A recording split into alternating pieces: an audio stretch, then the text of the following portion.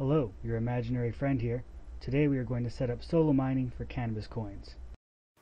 Step 1. We're going to download the wallet software. Go to CannabisCoin.net, Wallet and Downloads, Windows or Mac version. For right now, we're going to be using the Windows version. Select that, download the file, and install it. After your wallet loads up, it's going to look something like this. If you go to the Receive section, you should have an address listed, and that is the address of your wallet. Go back to Overview. You won't have any of this yet because you haven't mined or received anything. Your balance should say 0. You also get a status down here where it is slowly updating. We're going to get back to that.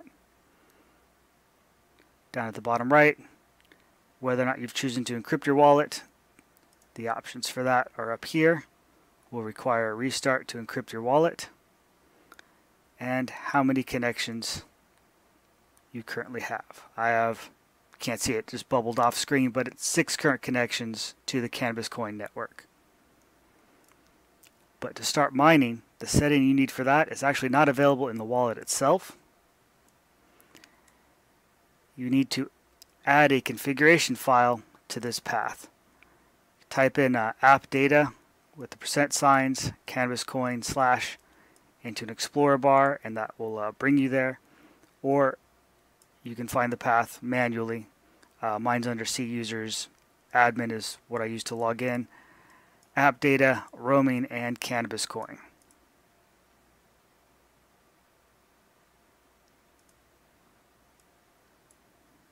Once there, you're going to be missing this file right there. This file doesn't have a lot of information in it, but what it does have is the server setup information. To set up your server, you're going to need those 2 settings, a username and password, an address that you're allowed to use. If you're just doing it on your local machine, use your loopback. If you want that available to multiple machines, or you're running a multi-peer mining operation, you'll need that as your host address instead. The username and password, those can be whatever you want. I believe the RCP port must be 39347. I haven't tested it if it works for anything else.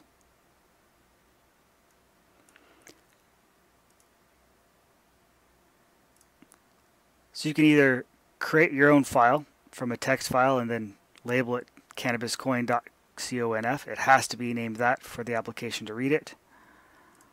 Or you can go to bittalk.org, and I'll post this link at the bottom of the video.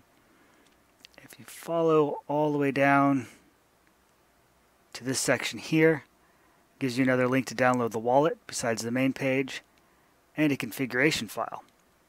So you can just go ahead and download that, modify it as you need, and place that in that directory.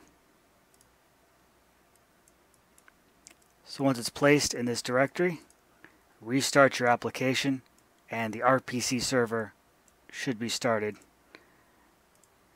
And again, those are the ports that it'll be using. Default from the wallet out, it'll use 39348. RPC port for incoming connections, or for mining, 39347. When I first downloaded the CannabisCoin wallet, it took several days, almost a full week to fully update, get current. And you need your wallet absolutely current and running before you can do any local mining. So that's mining for yourself off of your wallet. Your wallet downloads the latest block and dishes out jobs with the GET protocol. GET work. But in the meantime, you can do some pool mining. And to do pool mining, really all you need from here is your address. Let's go ahead and copy that address. For pool mining, I've been using cann.supernova.cc. Again, I'll put the URL down in the video notes. Go up in the top right, sign up. Pretty straightforward, didn't require a whole lot. Once you have an account, be able to go to your workers section, add a worker, give them a username and password. If you were to use my username and password, you would be mining for me and it would show up on my account. Do yours and it will show up for you. Earnings will show how much you've earned in the pool, things like that. And the most important thing would be under your account. It has a payout section where you would put your wallet address in there and it'll actually send you the coins from that point. So when mining in a pool, all the coins go kind of in a central wallet and it keeps track of how many shares or how much work you do, and then it pays you out kind of like a worker.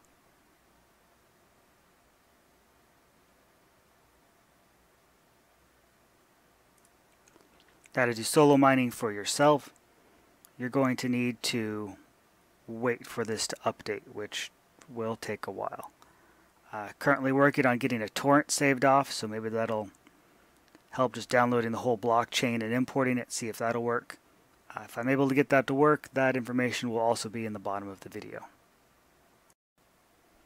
After your wallet is finished syncing, you'll want to get some mining software to start solo mining from the RPC service that the wallet has started.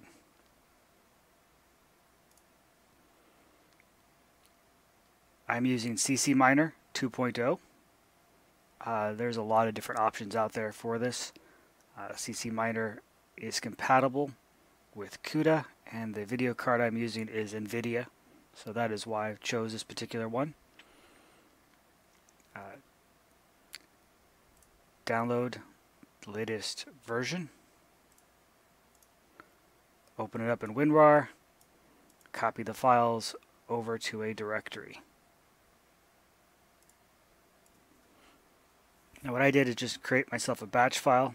Do that by just creating a new text file, editing it, the command line, and saving it as a .bat.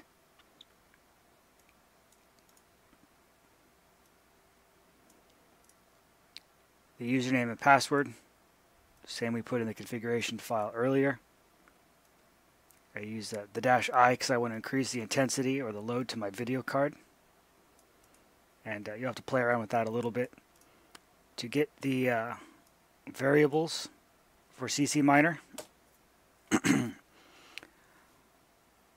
go to the command prompt, CC Miner executable --help. That gives you a list of all the variables if you would like to tweak your version of CC Miner. X11 is what CannabisCoin utilizes. There are many different types of coins out there, and this supports quite a few of them. Once you have your batch file set up, look a little bit something like this.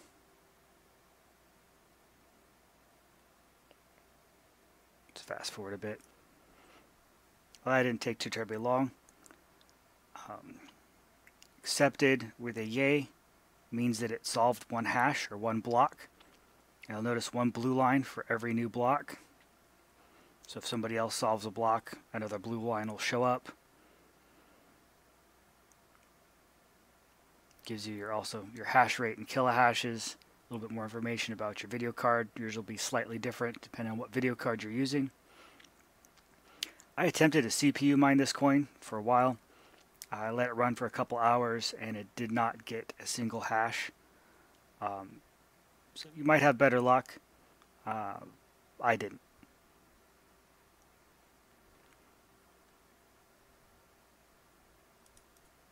So if we go back to the wallet software that's still running, you'll notice these transactions up here. After every block that's mined, I'll get a little pop-up telling me there was a successful mining event, and I will get a transaction for each one. Clicking on the transaction tab brings up all the previous transactions as well. Hovering over this top little left icon, looks like a clock. It'll go from red to orange to yellow. And that tells me how many confirmations you have. So how many other wallets have confirmed your successful mining of that block. To go down here from earlier today, I have 167 confirmations. All the way down to, let's see here, first one's almost 9,000.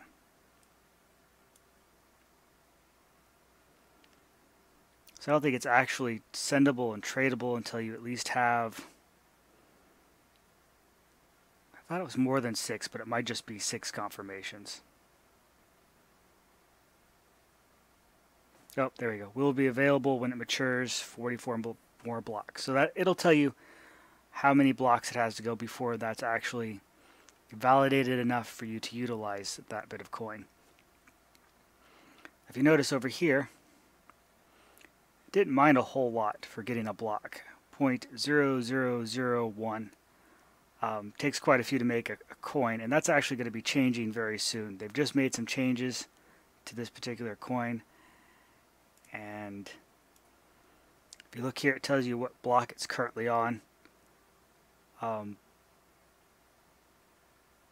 They're supposed to be changing that, so when it hits there we go, on this block right here, so when it reaches this point, it should jump up to 70 coin reward. So we'll see if that happens or not. So that's mining CannabisCoin in a nutshell. I'll try to do some more videos coming up of troubleshooting in case things don't work, along with possibly other coins, copying down a torrent of the blockchain to maybe speed up the wallet sync. I know that's a big issue. It takes almost a week, depending on your connection and how many peers you have. Again, you have any questions, comments, throw them in the comment section, and I'll try to get back to you. Your imaginary friend, out.